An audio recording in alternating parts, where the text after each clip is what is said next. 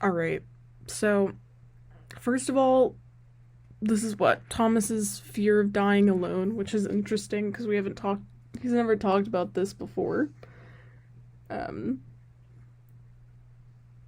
It's more than just like the fear of dying alone, though. It's like the fear of living for a really long time and then dying alone. It's like, yeah, or like having someone and having them leave you and then having to like continue on, I guess, which is actually more what they talked about in moving on.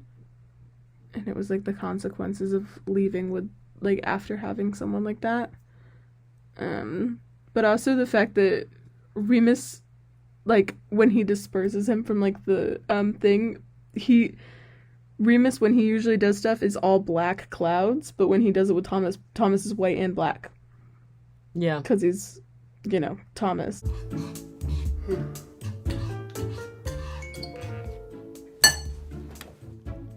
Oh, great, okay. Jeez, the schedule. I know, look how behind we are. I'm gonna need you to pick up the pace a bit. You're going warp 5, I needed at least warp 7. I'm giving her all she's got, Captain Kirk. I'm not a Starfleet captain, but if I were, I'd be Jean-Luc Picard. Oatmeal, 2 days in a row.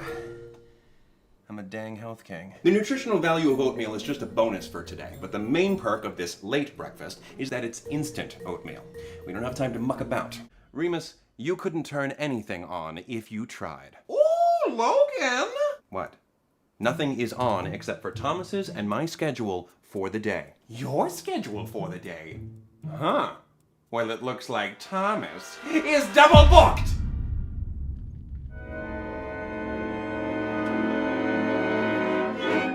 Who is up, dog? Damn! So close! Here's the real one.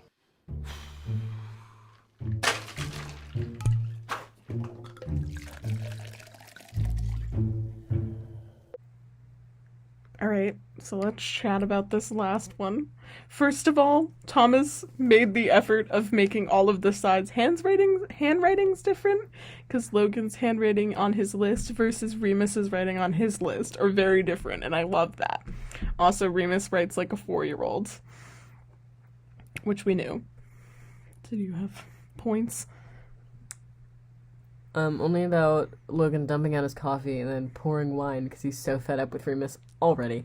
I love that he It's read. been 4 seconds, and also Thomas was like kind of showing some laziness, like literally the moment he walked down the stairs. He was just like, I'm not doing this. Well, and Logan commends him for it, but he uses instant oatmeal, which is like the easiest dish you could possibly have. Yeah, I'm like, on the one hand, I guess he was doing it so he'd have more time later, but on the other hand, it was lazy. It was a lazy dish. It was a lazy dish. And also just like the seeds of him already getting angry that Nico isn't responding because he kind of like huffed when he looked at his phone and it was only the thing to do the dishes. Yeah, because he kind of feels like he's getting ghosted already. I can't eat this. What's wrong with it? I don't know. That's the problem. I don't understand. What if there's something in it? What if I choke and there's nobody around to help me? Oh, I doubt you're going to choke on oatmeal. You're not listening. There might be something in the oatmeal, and if I choked, there would be nothing I could do because I'm all alone. And I'd be screwed.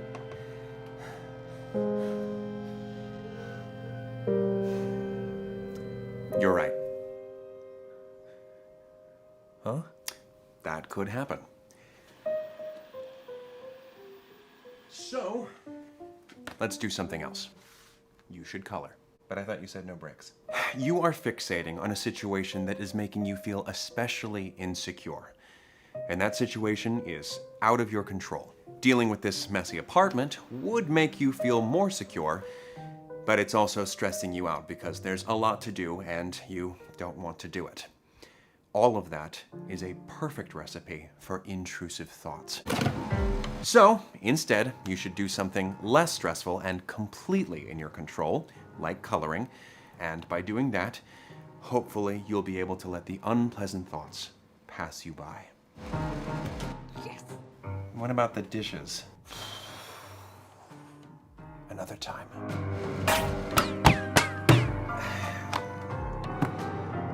if you say so. I Chihuahua! Holy shit! Ow! It's got soap on it! I'm allergic to soap, you bitch!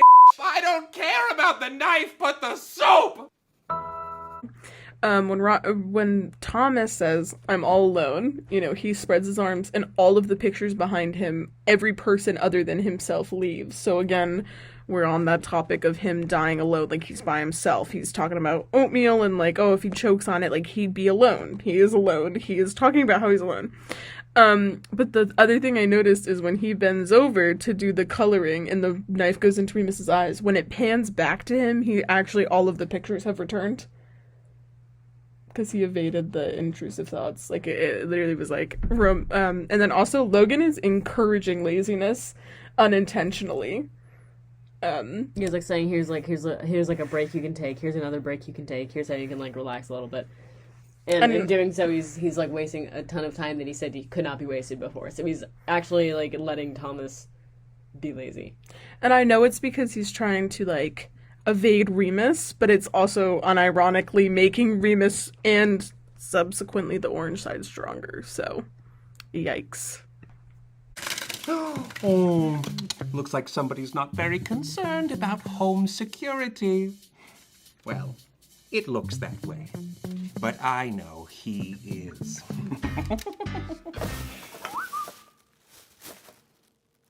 Did I leave the door unlocked all night? Well, it certainly looks that way. Well, thankfully nothing came of it. Oh, God! Anyone could have come in the dead of night! Just a little note. Remus is self-aware, even though the asides is supposed to be like a, you know, an aside, so it's not supposed to be canon stuff happening. It's just like Thomas's everyday. What is canon? It's just not It's just scripted or like whatever. It's not directed at an audience, really. Like, they're not supposed to be filmed. This is them just, like, in their natural habitat. And Remus just actually looked at the audience and was like, oh, someone didn't lock his doors. Yeah, in theory before this, we said only Janice had ever broken the fourth wall, but Remus had also done it. This is just this is normal behavior for Remus, so we just overlooked. Yeah, but it seems like only the dark sides really know. Which is gross. That they're being filmed, which is really weird because Thomas doesn't even know. All by myself. Won't fix this guy. All by yourself. Yes, Remus, lovely lyrics. Well done. There's still time to get things in order. Logan, are we gonna do this or what? It's not as fun if it's just me.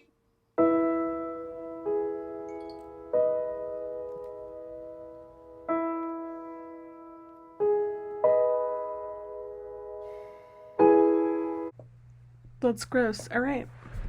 So, one thing we just noticed really quick is that Thomas doesn't actually interact with Remus once in the episode. He never acknowledges his presence. Only Logan does. So Remus is like a dark side, so Thomas does not want him in the forefront of his mind ever. So he's going to be kind of pushed to the side, he's going to be blocked out as much as possible, but he's still going to be there because he's still a facet of Thomas's personality, even if he tries to deny it. So even though he's walking around right there, Thomas isn't acknowledging him at all, even though Logan is. But he's still being affected by the intrusive thoughts, which is really interesting. So he's only being affected by Remus's product, not Remus himself, whereas, like with Roman, he's much more affected with Roman, obviously, because he favors him. But... And in this episode, intrusive thoughts are almost at the forefront of the entire episode, like with everything that's going on with Nico and, like, just even the cleaning the house stuff. It's like intrusive thoughts are the actual focus of this video, and Remus is not acknowledged by Thomas one single time anyway. Well, I think what's interesting is Logan's list has the same number of items as Remus's list. So for every item that Logan wants Thomas to do, Remus actually has a intrusive thought lined up. And that's what we see him doing as Thomas does the activity, which is kind of a cool detail. Take a hint! You're embarrassing. From the moment I met you. If you don't get rid of me, I'm gonna get rid of you.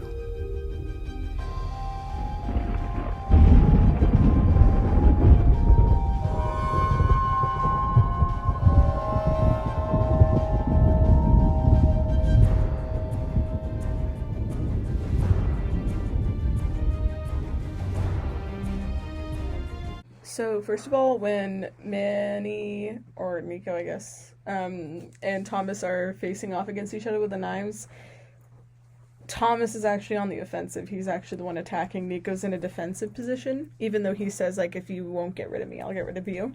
And then second of all, obviously we learn about Remus's powers and how he can, like, puppet people. But what I realized it is it's hear no evil. He's making Thomas hear it in Manny's voice, or Nico's voice. I keep calling Manny.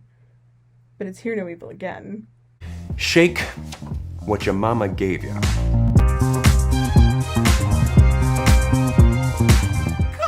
on! Thank you, Logan. Of course. Dance it out, and when you're ready, we'll continue. Yeah, for sure. So Logan's still like on the path of Thomas taking a break right now. Like he's still like, all right, you're just taking a break and then you're gonna get back to work. But Thomas is not planning on getting back to work. Like if you're planning on getting back to work, there's no way you're gonna be like, oh yeah, for sure. Because that means you're not gonna do anything in a minute. Leave the room. Yeah, and he's like, you're gonna get right back to work after this, and he's definitely not, because laziness.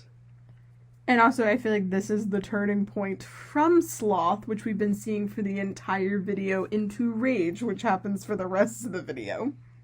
Yeah, because at this point, Thomas is so distracted, he's not going to do anything, and Logan knows that. And he's blaming it all on Remus, because if Thomas didn't have all those intrusive thoughts, he would have actually gotten stuff done today. So he's taking out his anger on Remus now. I was going to say, because of the sloth. Up until this point, all of the breaks, the excuse for them has been that Remus is there and he's making intrusive thoughts, and now he realizes that was just making an excuse kind of deal. Remus, let's talk about today. I am willing to concede that there is most likely some merit in what you are trying to do, and I think it could be necessary. Trust me, what I'm implementing is and has been necessary for a long time. I assure you it will be beneficial to Thomas in the long run, and that can only mean good things for all of us. There will be a time and place for you. You're going to pretend that I don't exist, so I'll pretend you don't exist. I'm not doing that. Nor would I recommend that Thomas do that. Pretending that you aren't here would be unhealthy and only exacerbate the situation. I am merely providing Thomas with the tools to... You have importance. We all have our roles and should be acknowledged for those roles. Today, my role is to help Thomas become acclimated to his new schedule. I just want to help Thomas become the best version of himself he can be, and in order to do that, he needs to listen to me. Unlike yours, my methods aren't the flashiest, and it's not very often I get the chance to get through to him. Please understand my insistence on the matter. Remus? Remus!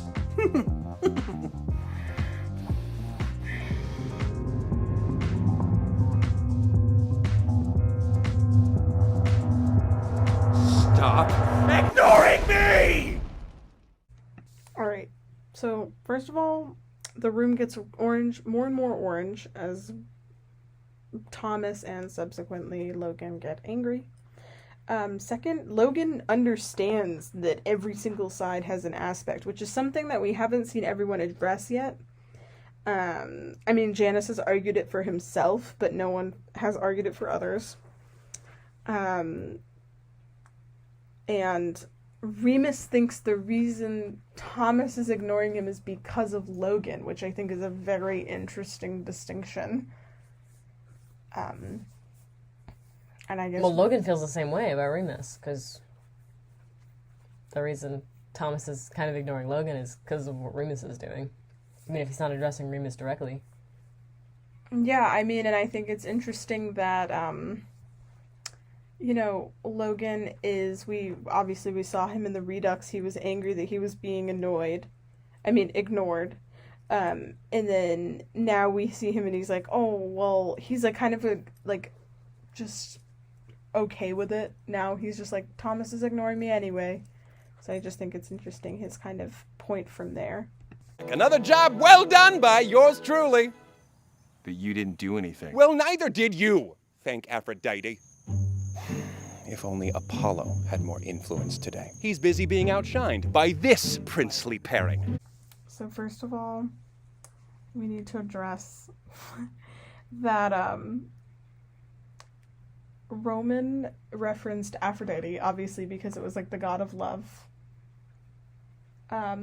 Because, Nico and Thomas are talking together and he was like, thank God you had nothing to do with it, talking to Virgil. But then Logan says, I wish the day had favored Apollo or something like that. But Apollo was the god of prophecy. So Logan's saying he wished he knew how the day went. And Apollo's also the god of foresight, which we've mentioned before in our videos, but that is also something that's majorly associated with the orange side. And it goes along with the idea of like blinded by rage. He like wish he knew what was gonna happen. So You'll be fine. Rome didn't fall in a day. Well, that's a misquote. And so, oh, come on, Logan. No need to be a pouty professor. Roman is right. I think we should all just be supportive of Thomas right now. He needs this. Oh, thank goodness you're giving him permission. Well, yeah, of course I would. Everyone, shush! I'm reveling in the romantic tension. So Patton just said he's giving Roman permission to be supportive of Thomas, basically saying, like, Patton thinks that Thomas is doing the right thing right now, and therefore he is doing the right thing, and everyone should be happy about it. And also Virgil calls him out and is like, of course you would give him permission. Like, Patton doesn't understand that his word isn't always law, because even though he's like morality, he's not... He's a personal morality. He's not morality. And we know that some sort of something has happened in between Virgil and Patton because they had a really big issue with each other in Healthy Distractions. It's not even with each other. It's like Virgil's mad at Patton. And Patton doesn't know what's going on. Patton has no idea why Virgil's mad. Patton, this is not a official theory, but I think Patton yelled at Virgil for telling Thomas he was a dark side, because that changed the dynamics of every person there. Yeah, maybe. So something like that, or something where, or maybe Patton gave Virgil permission to tell Thomas he was a dark side, like wouldn't let Virgil tell him until a certain point. Like, I don't know, something along those lines, because he clearly has an issue with, like, authority and, like, Virgil's being a rebellious teenage son is what we're seeing. But I feel like he's justified because Patton seems to kind of have that old head kind of patriarchal... Yeah, like Roman's job is he's confident. So his whole entire job is to, like, support Thomas, and Patton's still giving him permission. Like, he's jutting into other people's jobs. Like that's not his job. And it wasn't as much that Patton gave him permission, it was the fact that Patton could have said don't support him and he was expecting Roman to go along with it. I think is the bigger issue is that they are still listening to Patton like he is the head of the system, which is interesting.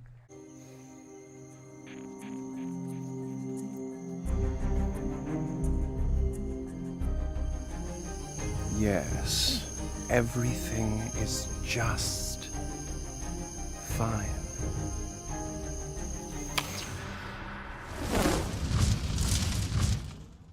So, first of all, we love bitch behavior from Janice. Yeah, that was completely uncalled for. He was just like, everything is fine. Like, shut up. Shut up. Shut up right now. I don't like the sound of flames behind the orange side, though that is like also a proof of our points that it's rage, because anger, like the flame kind of deal. But I don't like that it's that sound. I really hope he's not going to be burned. Like, his makeup is going to be, like, burns. Yeah, and we got into this in our theory, but, like, the moment Janice bit into that apple, all of a sudden, it was like he was, like, let loose in his own form. Like, he kind of talked through Logan before, but now he's, like, set free. Like, he, like, all of the dark sides, if you think of them, like, is chained up. Virgil was let out first, then Remus, then the orange side, and they're all kept by Janice, because we know he's the gatekeeper, because he's a rat. But also, he's in another realm, which is gross, which I would assume is the back of Thomas's mind. The same way that Virgil's room is in the back of Thomas's mind, because they all went there and got affected. I hate that Virgil was at the bottom of the tree. I hate that it swooped past Logan instead of any of the other sides.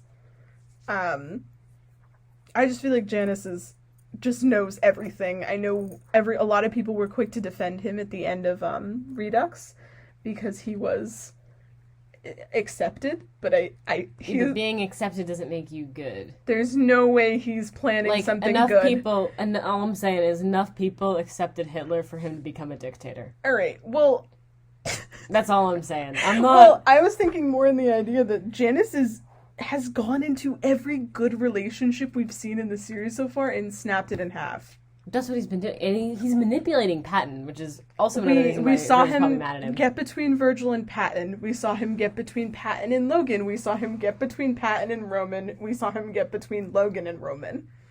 He's even trying to wedge his way between Thomas and the other sides. Like, he's trying to take over absolutely. as morality. He's trying to influence Patton as much as possible. Like, right now, the only two sides who really like each other are Virgil and Logan. Like, they don't have an issue with each other. That's it.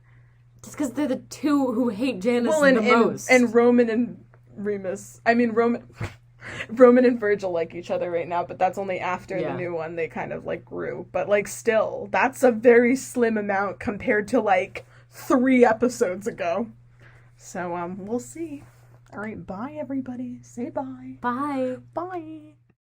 Look at this grind.